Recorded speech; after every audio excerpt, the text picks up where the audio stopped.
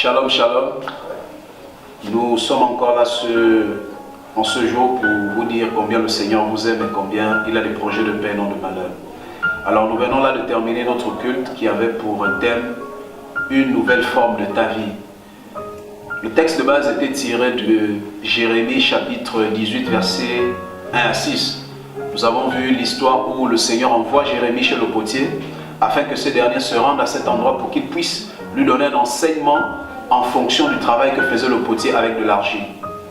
Lorsque nous arrivons au verset 4 qui a fait l'objet de notre méditation aujourd'hui, la Bible dit que pendant que le potier était en train de façonner l'argile, l'argile a changé de forme.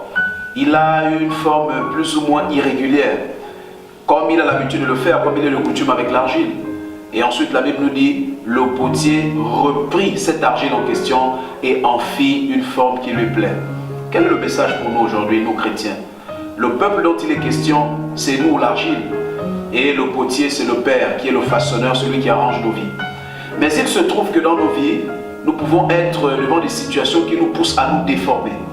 Il y a souvent des compromis, des situations qui parfois nous amènent à changer la forme que le Seigneur nous a donné au départ. Mais cela peut arriver même aux chrétiens. Pourquoi? Parce que les chrétiens peuvent se retrouver devant des vicissitudes et des situations auxquelles ils peuvent manquer de réponse. Et la Bible dit ensuite, comme nous avons vu dans ce deuxième point, le premier point consistait à dire que nous pouvons changer de forme. Pas parce que c'est là, mais c'est parce que les situations nous amènent à le faire. Mais même si nous sommes chrétiens, nous ne sommes pas à l'abri de ça. C'est pourquoi nous devons rester vigilants. Et le deuxième point consistait à dire, le Seigneur donne une nouvelle forme à ta vie. Ce qui est frappant dans ce passage, c'est que la Bible ne dit pas que le potier a jeté l'argile. Il a pris cette argile qu'il avait entre les mains, lui a redonné une nouvelle forme. Il était question d'expliquer au peuple que le Seigneur ne nous jettera jamais à la poubelle, mais il nous prendra et il fera de nous des vases qui seront faits à son image, selon sa volonté, pour contenir ce que lui il attend de nous. Et à la fin, nous avons vu que le vase n'était pas fait selon la volonté de l'argile, mais le vase était fait selon la volonté du potier. Qui est le potier? C'est le Seigneur lui-même. Car à cette époque, le potier utilisait ce qu'on appelle un tour. Le tour était composé d'un cercle en haut et un cercle en bas. Il tournait avec le pied le cercle du bas qui avait une incidence sur le cercle du haut à partir de cette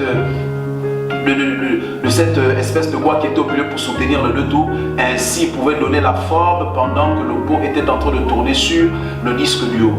Donc ainsi, le Seigneur qui est le potier ne fait pas de nous des vases comme nous le voulons. Non, le Seigneur ne t'a pas jeté.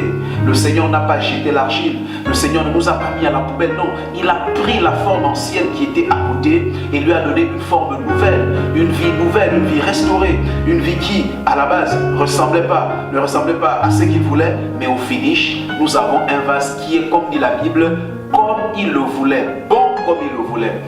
Le message de ce matin avait une portée selon laquelle il y a des situations que nous avons traversées, il y a des moments que nous avons vécus, il y a quelque chose qui nous a amené à nous déformer en tant que chrétiens. Mais le Seigneur nous dit ce matin, ne soyez pas inquiets. Il ne nous a pas jeté à la poubelle, il ne nous a pas mis de côté.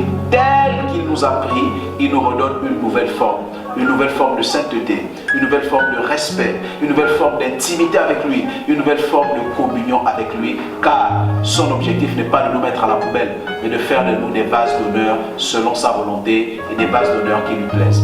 Tel était le message ce matin et le peuple a été richement béni et ensuite nous avons posé des actes prophétiques sur la base de cet enseignement et le peuple a été richement béni.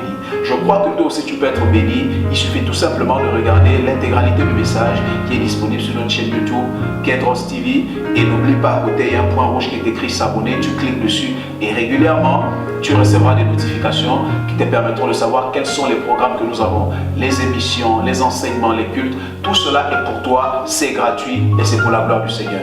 Que le Seigneur vous bénisse. Shalom, shalom.